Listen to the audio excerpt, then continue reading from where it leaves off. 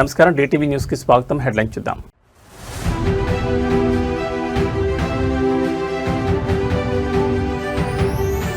రైతు భూములకు 22A ఆంక్షల నుంచి విముక్తి. సీఎం చంద్రబాబు నాయుడు సర్కార్ చారిత్రాత్మక నిర్ణయం.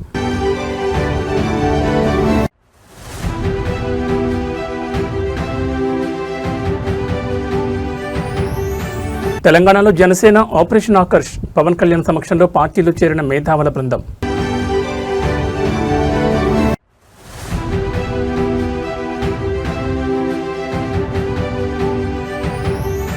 షాబాద్లో దారుణ నరమేధం. 6గురిని పాశవికంగా నరికి చంపిన ఫోక్సో కేసు నిందితుడు.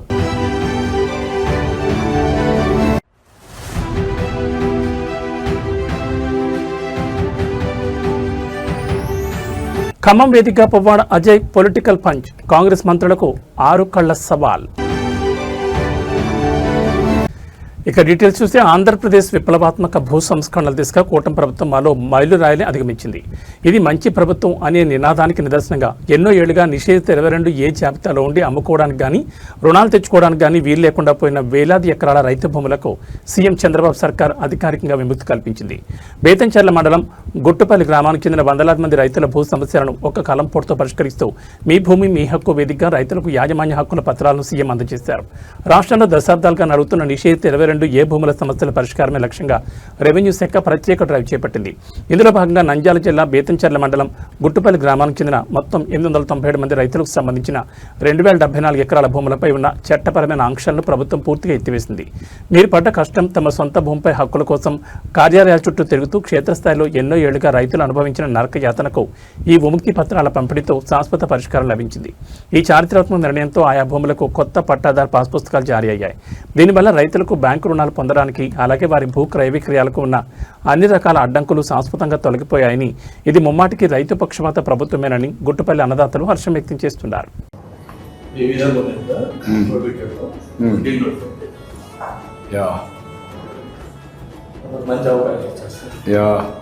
ఇప్పుడే ఆ రికార్డులో మీరు చూస్తే అంతవరకు లెటర్స్లో పెట్టి నోటిఫికేషన్ చేసేసారు ఎవరు అమ్మడానికి లేదని.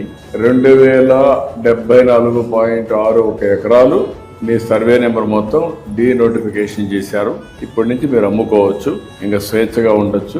మీ ఒక్క చేసిన కష్టాన్ని మీకు పెట్టిన ఇబ్బందిని తొలగించాం. ఒక మాటలో చెప్పాలంటే ఇలాంటి చాలా సమస్యలు ఉన్నాయి నాకు. మీ అందరి అభిమానం, మీ అందరి ఆశీస్సులతో ఇలాంటి సమస్యల్ని పరిష్కారం చేసి మీరు మీ కుటుంబం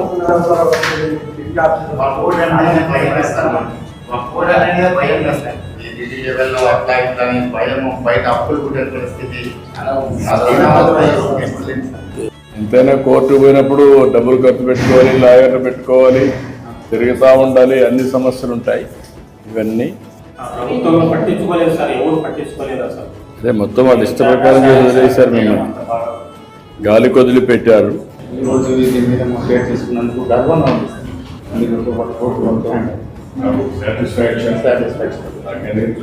మీ అందరికీ పేదవాళ్ళకు న్యాయం జరిగింది. చాలా ఇబ్బందులు పడ్డారు.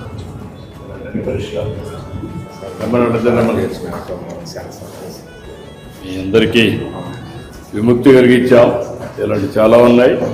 మీ అందరి ఆశీస్సులతో ఇంకా ఇలాంటివన్నీ చేయాలని, అందరికీ న్యాయం చేయాలని అన్నీ చేస్తాం.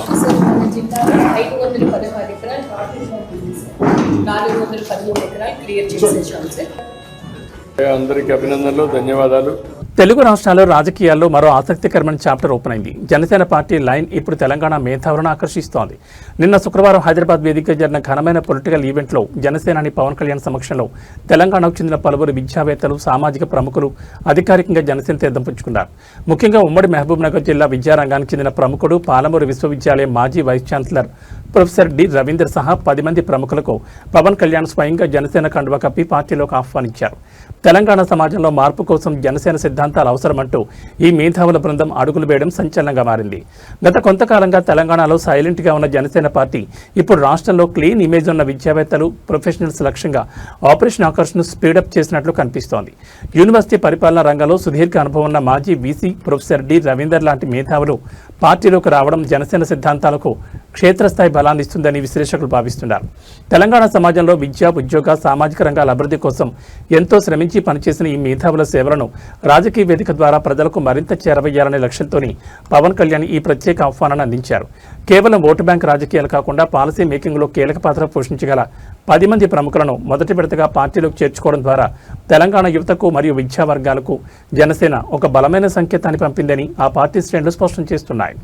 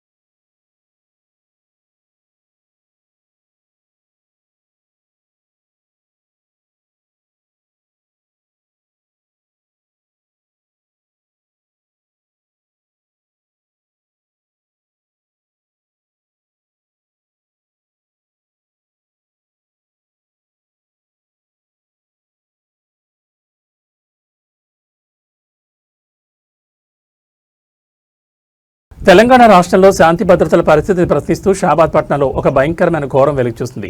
ఫోక్సో కేసులో నిందితుడిగా ఉన్న రాజ్ కుమార్ అనే కిరాతకుడు నిన్న రాత్రి 6 అమాయకులను పాశవికంగా నరికి చంపడం రాష్ట్ర వ్యాప్తంగా పెను సంచలనం సృష్టించింది.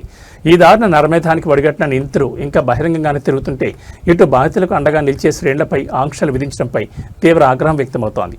అరెస్టు చేయాల్సింది మమ్మల్ని కాదు, రేవంత్ గారు 6 చంపిన నిందితుడిని అంటూ విపక్షాలు, సామాన్య ప్రజలు ముఖ్యమంత్రిపై నేరుగా విమర్శల బాణాలు గురిపెడుతున్నారు. షాబాద్ పట్టణంలో చోటు చేసుకుని ఈ 6 హత్యలు స్థానికులను తీవ్ర భయాందోళనలోకి నెట్టేశాయి. పాత కక్షలు లేదా ఫోక్సో కేసు కోపంతోనే నిందితుడు రాజ్ కుమార్ ఈ దారుణాన్ని తెగబడినట్లు ప్రాథమిక సమాచారం అందుతోంది. అయితే ఇంతటి ఘోర విపత్తు రాష్ట్రంలో జరిగితే ముఖ్యమంత్రి రేవంత్ రెడ్డి ఖమ్మం జిల్లా పర్యటనలో బిజీగా ఉండడం, అక్కడి కార్యక్రమాల్లో పాల్గొనడాన్ని నెటిజన్లు పబ్లిక్ ప్లాట్ఫామ్స్ వేదికగా తీవ్రంగా తప్పుపడుతున్నారు. క్షేత్రస్థాయిలో శాంతి భద్రతలను కాపాడాల్సిన బాధ్యతను విస్మరించి సీఎం ఖమ్మంలో పిక్నిక్ మోడ్లో ఉన్నారంటూ బాధితుల పక్షాన్ని నిలబడిన శ్రేణులు సోషల్ మీడియాలో ఆక్రోశం వెళ్లగక్కుతున్నాయి. హంతకుడు ఇంకా పోలీసులకు చిక్కకుండా తప్పించి తిరుగుతుంటే ప్రజలకు భద్రత కల్పించడంలో ఇంటెలిజెన్స్ పోలీస్ విభాగాలు విఫలమయ్యాయని స్థానికులు ఆరోపిస్తున్నారు. తక్షణమే నిందితుని ఎన్కౌంటర్ చేయాలంటూ లేదా కఠినంగా శిక్షించాలంటూ డిమాండ్స్ పెరుగుతున్నాయి. తెలంగాణ ప్రజలకు నమస్కారం. ఈరోజు నన్ను, అదేవిధంగా కొడంగల్ మాజీ శాసనసభ్యులు శ్రీ పట్నం నరేందర్ రెడ్డి గారిని, మిగతా బీఆర్ఎస్ నాయకులను షాబాద్లో జరిగిన అత్యంత దారుణమైన హత్యలకు సంబంధించి బాధితులను పరామర్శించుదామని వెళ్తుంటే మమ్మల్ని అరెస్ట్ చేశారు. అదేవిధంగా మాజీ హోంశాఖ మంత్రి, అదేవిధంగా మాజీ గిరిజన సంక్షేమ శాఖ మంత్రి సవితా ఇంద్రారెడ్డి గారిని, సత్యవతి రాథోడ్ గారిని కూడా చేవెళ్ల దగ్గర పోలీసులు అరెస్ట్ చేశారు. ఇలా పెద్ద ఎత్తున ప్రజలు షాబాద్ పోలీస్ స్టేషన్ ఎదురుగా ధర్నా చేస్తున్నారు, వేల సంఖ్యలో. ఇలా నేను తెలంగాణ ప్రజలకు చెప్పాలనుకున్న విషయం ఏంటంటే, తెలంగాణ రాష్ట్రం ఈ రేవంత్ రెడ్డి గారి పాలనలో ఆయన హోంశాఖ మంత్రిగా ఉండగా పోక్సో కేసులకు అడ్డాగా మారింది. ఇది ఒక మాజీ పోలీస్ అధికారిగా, ఒక తెలంగాణ బిడ్డగా ఈ మాట చెప్పాలంటేనే బాధేస్తున్నది, కానీ ఇది వాస్తవం. ఇక నిన్న రాత్రి షాబాద్లో 6 మందిని ఒక నిందితుడు, రాజ్ కుమార్ నిందితుడు అత్యంత ఘోరమైన రీతిలో చాలా కూల్ గా 6 మందిని చంపడం జరిగింది.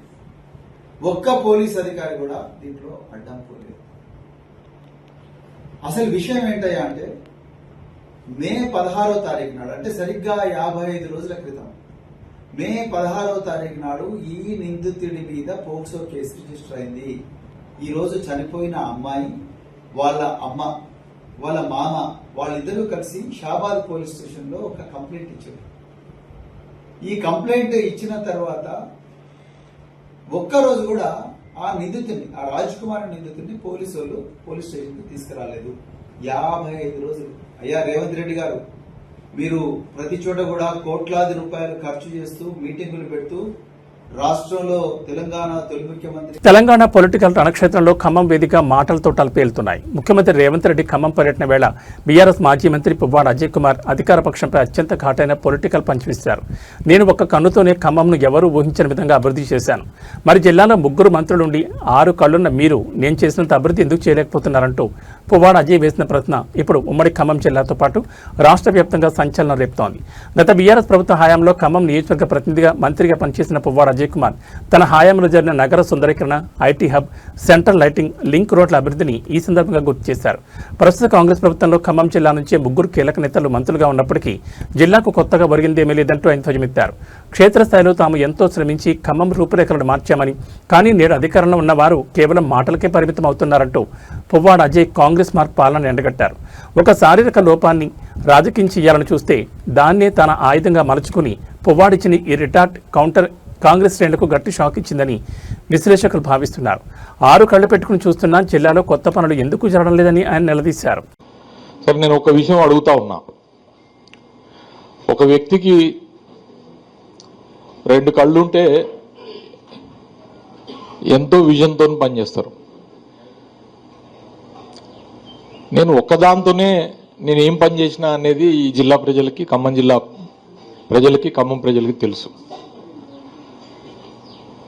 ఖమ్మాన్ని గతంలో ఎవరు ఊహించని విధంగా, ఎవరు చేయలేనంత అభివృద్ధి చేయటానికి నాకు ఆ లిమిటేషన్స్ లేదా ఈ బాదర్బందీలు ఏమి అడ్డం కాలే. మిత్రులారా, ఖమ్మం నగరంలో కానీ లేదా ఖమ్మం జిల్లాలో కానీ ఎమ్మెల్యేగా లేదా మంత్రిగా నేను ఒక కన్నుతో పనిచేసి చేసిన అభివృద్ధి, మీరు 3 మంత్రులు ఉండి 3x2 అంటే 6 కళ్ళుతోనే నేను చేసిన దాంట్లో కనీసం 10వ వంతన్న మీరు చేశారా అని నేను అడుగుతా ఉన్నా, ఛాలెంజ్ చేస్తా ఉన్నాను. నేను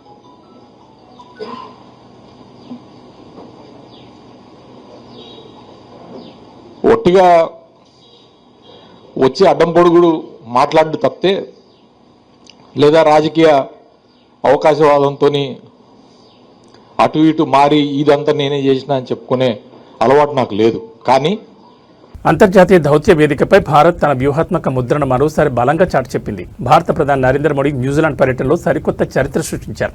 గత 4 దశాబ్దాల కాలంలో, అంటే సుమారు 40 ఏళ్ల తర్వాత ఒక భారత ప్రధానమంత్రి న్యూజిలాండ్లో పర్యటించడం ఇదే తొలిసారి.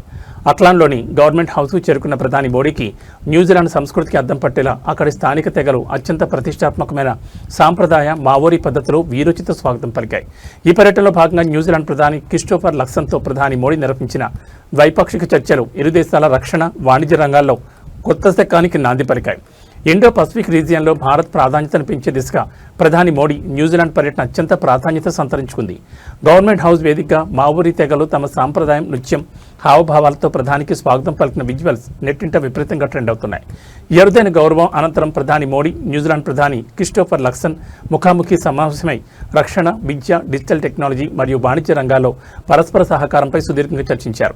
మీరు పడ్డ గత 40 ఏళ్లుగా ఇరు దేశాల మధ్య ఉన్న దౌత్యపరమైన అంతరంతులు చేస్తూ క్షేత్రస్థాయిలో ఉన్న ప్రవాస భారతీయుల ప్రయోజనాల లక్ష్యంగా వ్యాపార రంగానికి సరికొత్త అవకాశాలు కల్పించేలా ఈ చారిత్రాత్మక రోడ్ మ్యాప్ను ఇరు దేశాల ప్రధానులు సిద్ధం చేశారు. ఈ పర్యటన ద్వారా అటు పసిఫిక్ దేశాలతో భారత బంధం మరింత బలోపేతం కానుందని, చైనా వ్యూహాత్మక కదలికలకు చెక్ పెట్టేలా ఈ ద్వైపాక్షిక చర్చల సారాంశం ఉందని విశ్లేషకులు భావిస్తున్నారు.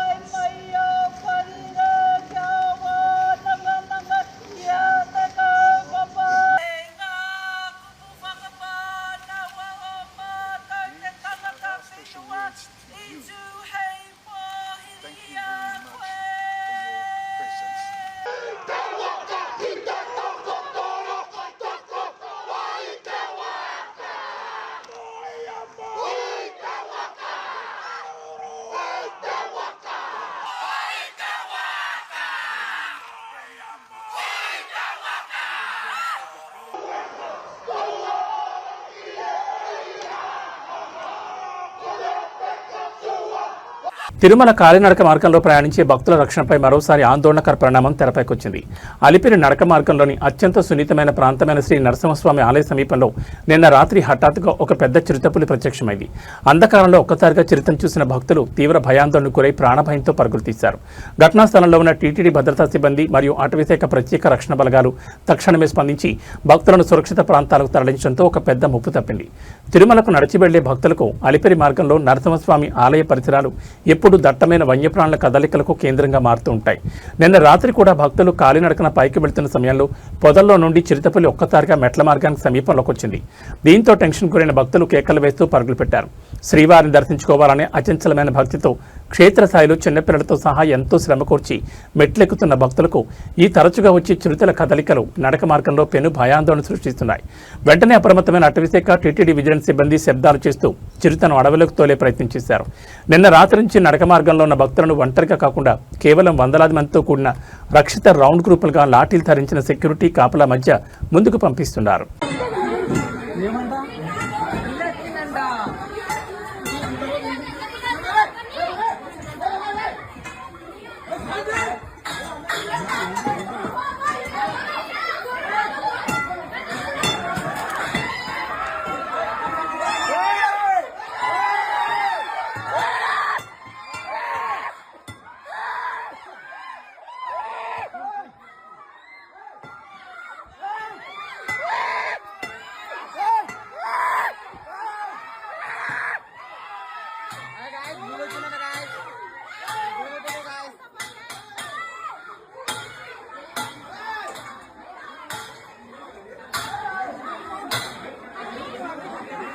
గోదావరి నదీ పరివాహక ప్రాంతంలోని యానాంలో ఒక అసాధారణ మరియు ఆందోళనకరమైన ఘటన వెలుగుచూస్తుంది. యానా మీదుగా ప్రవహించే గోదావరి నదిలో భారీ సంఖ్యలో చేపపిల్లలు ఆకస్మికంగా మృత్యుపడ్డాయి. నది ఒడ్డు పొడవునా వేలాది చేపపిల్లల కళేబరాలు కొట్టుకొచ్చి కుప్పలుగా పెరిగిపోవడంతో స్థానిక మత్స్యకారులు మరియు నివాసితులు తీవ్ర భయాందోళనకు గురవుతున్నారు. నీటిలో రసాయన కాలుష్యం కరవడం వల్ల ఈ విపత్తు జరిగిందా, లేక ఎండ తీవ్రత లేదా ఇతర కారణాల వల్ల ఆక్సిజన్ శాతం తగ్గిపోయిందా అనే సందేహాలు వ్యక్తమవుతున్నాయి. యానాం గోదావరి నదిని నమ్ముకుని వందలాది మత్స్యకార కుటుంబాలు జీవనం సాగిస్తున్నాయి. అయితే నిన్నటి నుంచి నది నీటిపై చేపపిల్లలు తేలడం ప్రారంభమై రాత్రికి రాత్రి భారీ సంఖ్యలో ఒడ్డుకు కొట్టుకొచ్చాయి. పరిశ్రమల నుండి వెలువడే రసాయన వ్యర్థాలు నదులు కలవడం వల్లే ఈ ఘోరం జరుగుంటుందని స్థానికులు బలంగా అనుమానిస్తున్నారు. వేటను నమ్ముకుని ప్రతిరోజు నదిలోకి వెళ్లి రూపాయి సంపాదించుకుంటూ క్షేత్రస్థాయిలో బతుకుబండిని లాగిస్తున్న మత్స్యకారులకు ఇలా ఒకేసారి నదిలోని చేపల సంపద తుడిచిపెట్టుకుపోవడం కోలుకోలేని దెబ్బగా మారింది. ఈ పర్యావరణ ప్రమాదంపై మత్స్యశాఖ మరియు కాలుష్య నియంత్రణ మండలి అధికారులు తక్షణమే స్పందించాలని బాధితులు డిమాండ్ చేస్తున్నారు. నదిలోని వివిధ పాయింట్ల నుండి నీటి నమూనాలను సేకరించి ల్యాబొరేటరీ పరీక్షల ద్వారా వాస్తవాలను వీలైనంత త్వరగా బహిర్గతం చేయాలని కోరుతున్నారు.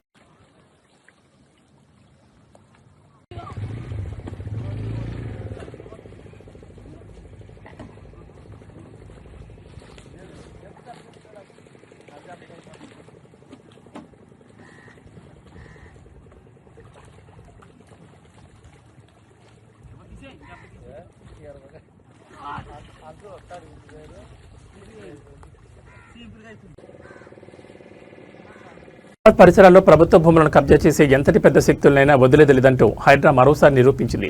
మేడ్చల్ మల్కాజ్గిరి జిల్లా కుత్బుల్లాపూర్ మండలం పేట్ బషీర్బాద్లో నిన్న శుక్రవారం హైడ్రా అధికారిక యంత్రాంగం అత్యంత భారీ ఆపరేషన్ చేపట్టింది. సర్వే నెంబర్ 25/2లో ఉన్న హెచ్ఎండి అధీనంలోని కోట్ల విలువైన ప్రభుత్వ భూమిని ఆక్రమించి క్రీడా మైదానంగా వాడుకుంటున్న సెయింట్ ఆన్స్ హై స్కూల్ ప్రహారీ గోడలను హైడ్రా జేసీబీలు ముక్కలు చేశాయి. పేట్ బషీర్బాద్ సర్వే నెంబర్ 25/2 పరిధిలో మొత్తం 38.15 ఎకరాల అత్యంత విలువైన ప్రభుత్వ భూమి ఉంది. దీని గతంలోనే రాష్ట్ర ప్రభుత్వం జర్నలిస్టుల హౌసింగ్ సొసైటీకి కేటాయించింది. అయితే ఈ ఖాళీ స్థలంలో కొంత భాగం అన్యాక్రాంతం కాకుండా కాపాడేందుకు గతంలోనే హైడ్రా 36.25 ఎకరాల మేర కంచె వేసి భద్రపరిచింది. కాగా మిగిలిన 1.30 ఎకరాల స్థలాన్ని సెయింట్ ఆన్స్ హై స్కూల్ యాజమాన్యం తమ అధీనంలో ఉంచుకుని ప్లే గ్రౌండ్గా వాడుతూ చుట్టూ కాంపౌండ్ వాల్ నిర్మించింది.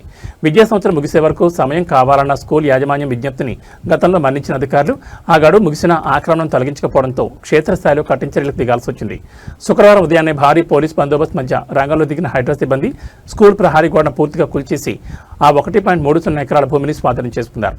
ప్రస్తుతం మొత్తం 38.15 ఎకరాల భూమి చుట్టూ పటిష్టమైన ఫెన్సింగ్ పూర్తి చేసి ఇది ప్రభుత్వ భూమి అంటూ స్పష్టమైన హెచ్చరిక బోర్డులను నాటారు.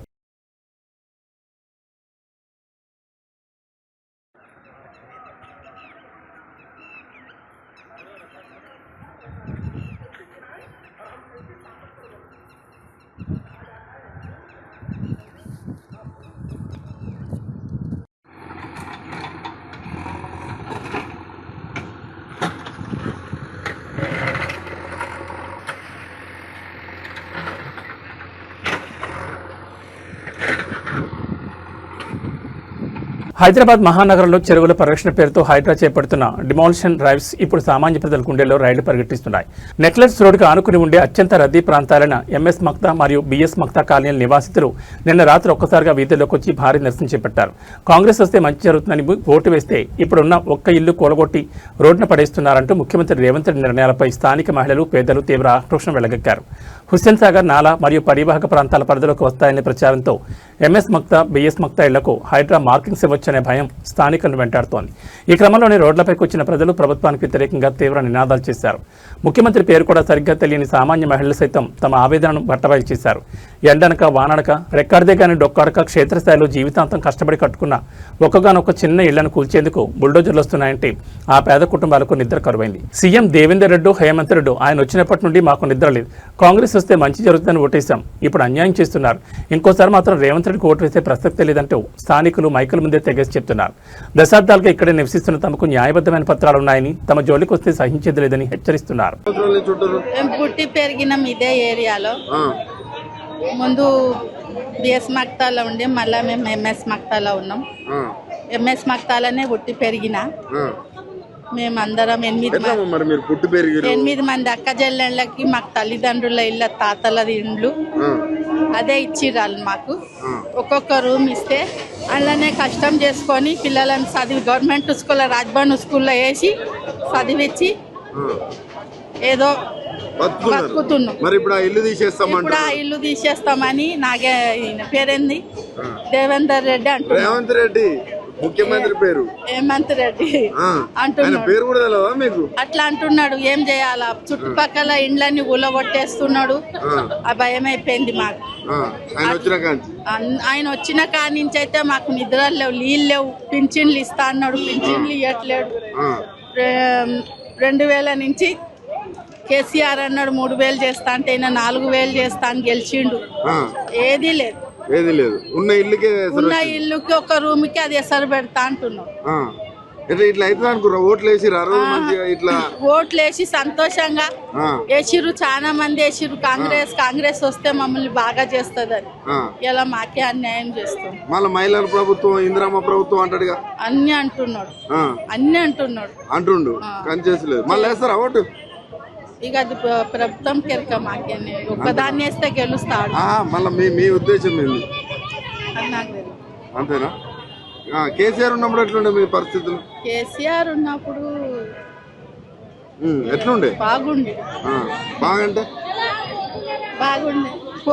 సౌత్ ఇండియన్ పాలిటిక్స్ లో ఇప్పుడు ఒకే ఒక డైలాగ్ మోత మోగిపోతోంది. తమిళిక వెట్రి కళగం పార్టీని స్థాపించి రాబోయే అసెంబ్లీ ఎన్నికల లక్ష్యంగా ప్రజాక్షేత్రంలో దూసుకుపోతున్న తమిళ స్టార్ హీరో దళపతి విజయ్ అవినీతిపై అత్యంత ఘాటైన వ్యాఖ్యలు చేశారు. ప్రభుత్వ ఆఫీసుల్లో మీ దగ్గరకు వచ్చి ఎవరైనా లంచం అడిగితే ఇవ్వము అని ముఖం మీద చెప్పండి. ఆ తర్వాత మీ పనులు ఎలా కావో ఎవరు ఆపుతారో నేను చూస్తానంటూ విజయ్ ఇచ్చిన మాస్ పొలిటికల్ స్టేట్మెంట్ ఇప్పుడు ఇరు రాష్ట్రాల్లోని యువతను, సామాన్య ప్రజలను విపరీతంగా ఆకర్షిస్తోంది. కేవలం సినిమాలకే పరిమితం కాకుండా తమిళనాడు క్షేత్ర రాజకీయాల్లో భారీ మార్పు తీసుకురావడమే ధ్యేయంగా దళపతి విజయ్ తన పొలిటికల్ రూట్ను క్లియర్ చేసుకుంటున్నారు. ప్రభుత్వ యంత్రాంగంలో అడుగడుగునా పేరుకుపోయిన అవినీతి వల్ల సామాన్య ప్రజలు పడుతున్న ఇబ్బందులను ఆయన నేరుగా ప్రస్తావించారు. ప్రతి చిన్న ప్రభుత్వ పని కోసం, సర్టిఫికెట్ల కోసం ఆఫీసుల చుట్టూ తిరుగుతూ క్షేత్రస్థాయిలో కష్టాజితాన్ని లంచాల రూపంలో ఇచ్చుకుంటున్న సామాన్యుడి వెనుక ఒక బలమైన రక్షణ కవచంలా తాను, తన పార్టీ నిలబడుతుందని విజయ్ ఈ వ్యాఖ్యల ద్వారా భరోసా ఇచ్చారు. లంచం ఇవ్వడాన్ని తిరస్కరించడమే కాకుండా పనులను అడ్డుకునే అధికారుల ఆట కట్టిస్తామంటూ ఆయన చేసిన ఈ వ్యాఖ్యలు తమిళనాడులోని అధికార, ప్రతిపక్ష పార్టీలకు ఒక సవాల్గా మారిందని రాజకీయ విశ్లేషకులు భావిస్తున్నారు. உங்ககிட்ட யாராவது லஞ்சம் ஏதாவது கேட்டாங்கன்னா கொடுக்க முடியாது சொல்லுங்க. நான் இருக்கேன் உங்களோட. அப்படியே யாராவது ஃபோர்ஸ் பண்ணாங்கன்னா இது எங்க மகன், எங்க புள்ள, எங்க அண்ணன், எங்க தம்பி, எங்க விஜய், எங்க விஜயோட ஆட்சின்னு ஸ்ட்ராங்கா சொல்லுங்க. மக்களே, நீங்க கூட இருக்கும்போது லஞ்ச ஊழல் மட்டும் இல்லை, அதிகாரத்தை வச்சு ஆட்டம் போடுற யாரா இருந்தாலும் அடங்கிடுவாங்க. ఉత్తరాంధ్ర రూపురేఖలను మార్చే mega project Bhogapuram Alluri Sitaramaraju international airport ప్రారంభోత్సవం కోసం ఎదురుచూస్తున్న వారికి ఒక ముఖ్యమైన అప్డేట్ వచ్చింది. ఈ అంతర్జాతీయ విమానాశ్రయం ప్రారంభోత్సవం అనుకున్న సమయం కంటే మరింత ఆలస్యం కానుంది. ఈ ప్రతిష్టాత్మక విమానాశ్రయాన్ని దేశ ప్రధాని నరేంద్ర మోడీ చేతుల మీదుగా అత్యంత ఘనంగా ప్రారంభించాలని ఆంధ్రప్రదేశ్ కూటమి ప్రభుత్వం ప్రణాళికలు సిద్ధం చేసింది. అయితే ప్రస్తుతం ప్రధాని నరేంద్ర మోడీ అంతర్జాతీయ పర్యటనతో అత్యంత బిజీగా ఉండడం, ఆ వెంటనే పార్లమెంట్ బడ్జెట్ సమావేశాలు ప్రారంభం కానుండడంతో ఇప్పట్లో భోగాపురం ఎయిర్పోర్ట్ ప్రారంభోత్సవం లేనట్లేనని తెలుస్తోంది. భోగాపురం అంతర్జాతీయ విమానాశ్రయం పనులు దాదాపు చివరి దశకు చేరుకున్నాయి. అయితే అధికారికంగా విమాన సర్వీసులు ప్రారంభం కావడానికి దేశ ప్రధాని డేట్స్ అత్యంత కీలకంగా మారాయి. ప్రస్తుతం విదేశీ పర్యటనలో ఉన్న పీఎం నరేంద్ర మోడీ స్వదేశానికి తిరిగి రాగానే ఈ నెల 20వ తేదీ నుండి ఆగస్టు 13వ తేదీ వరకు జరగబోయే పార్లమెంట్ బడ్జెట్ సమావేశాల్లో పూర్తి బిజీ కానున్నారు. ఉత్తరాంధ్ర కనెక్టివిటీ కోసం, విమానయాన రంగంలో సరికొత్త విప్లవం కోసం క్షేత్రస్థాయిలో రాత్రింబగళ్లు శ్రమించి రన్వేలు, టెర్మినల్స్ పూర్తి చేసిన ఇంజనీరింగ్ విభాగాలకు ఈ అధికారిక ప్రారంభోత్సవం జాప్యం మరికొంత కాలం నిరీక్షణను మిగిల్చింది. ఈ సుదీర్ఘ పార్లమెంట్ షెడ్యూల్ కారణంగా ఆగస్టు 2వ వారం దాటిన తర్వాతే ప్రధాని మోడీ ఏపీ పర్యటనకు వచ్చే అవకాశం ఉందని ఢిల్లీ వర్గాలు చెబుతున్నాయి. దీంతో రాష్ట్ర ప్రభుత్వం కూడా భోగాపురం ఎయిర్పోర్ట్ గ్రాండ్ ఓపెనింగ్ను ఆగస్టు 3వ వారానికి లేదా ఆ తర్వాత రీషెడ్యూల్ చేసే యోచనలో ఉన్నట్లు సమాచారం.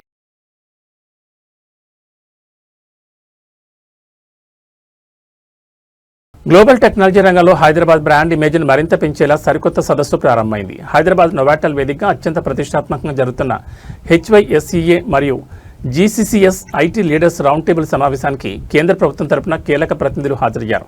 కేంద్ర రైల్వే, ఐటీ శాఖ మంత్రి అశ్విని వైష్ణవ్, కేంద్ర బొగ్గు గనుల శాఖ మంత్రి జి కిషన్ రెడ్డితో పాటు బీజేపీ రాష్ట్ర సీనియర్ నేత ఎన్ రామచంద్రరావు ఈ సదస్సులో పాల్గొని ఐటీ రంగ దిగ్గజాలతో ముఖాముఖి చర్చలు జరిపారు. దేశంలోని అగ్రగామి ఐటీ అసోసియేషన్లలో ఒకటైన హైసియా నిర్వహించిన ఈ రౌండ్ టేబుల్ సమావేశానికి గ్లోబల్ కంపెనీల సీఈఓలు, టెక్ నిపుణులు భారీగా తరలివచ్చారు.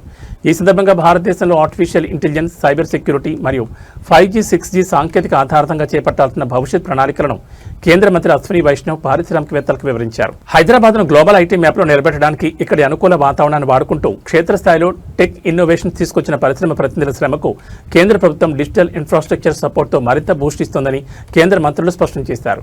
హైదరాబాద్ నగరానికి ఉన్న భౌగోళిక, సాంకేతిక అనుకూలతలను కేంద్ర మంత్రి కిషన్ రెడ్డి కొనియాడారు. ఐటీ రంగ ఎగుమతుల్లో తెలంగాణను మరింత ముందుకు తీసుకెళ్లేందుకు కేంద్ర, రాష్ట్ర ప్రభుత్వాలు మరియు పరిశ్రమలు ఉమ్మడిగా పనిచేయాల్సిన అవసరం నేతలు ఈ వేదికపై గుర్తు చేశారు.